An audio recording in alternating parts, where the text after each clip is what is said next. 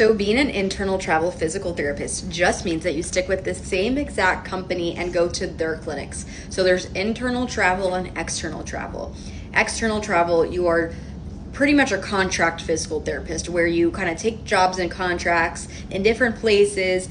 Could be different systems, different hospitals, different companies. You're kind of like a freelance physical therapist in a way. So every 3 or so months, whatever length of the contract is, you have to do the whole reapplying process again. And typically, from what I've heard, they want you to have your license in that state before applying to jobs in that state.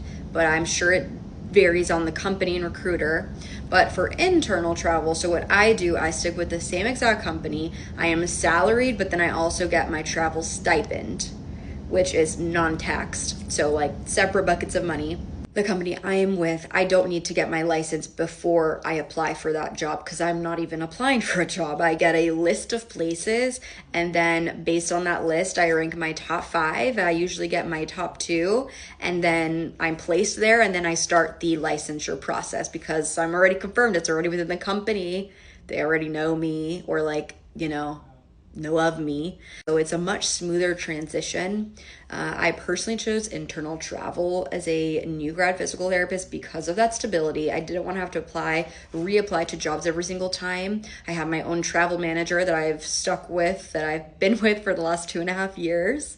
I get benefits, I have mentorship. There is a mentorship program. My company has an amazing continuing education department where we do on demand, like go at your own pace, virtual courses and also in-person courses.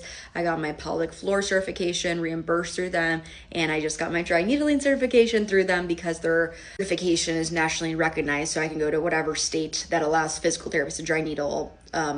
There's some nuances for different states, but a lot of pros and cons to both, right? Like if you're staying with one company, your options are more limited, but if you're with external, you can literally go wherever. Like my podcast co-host Alice, she went to Hawaii. I can't go to Hawaii because my company is not there, so I'd have to leave my company and do external travel to go to Hawaii. So pros and cons to both.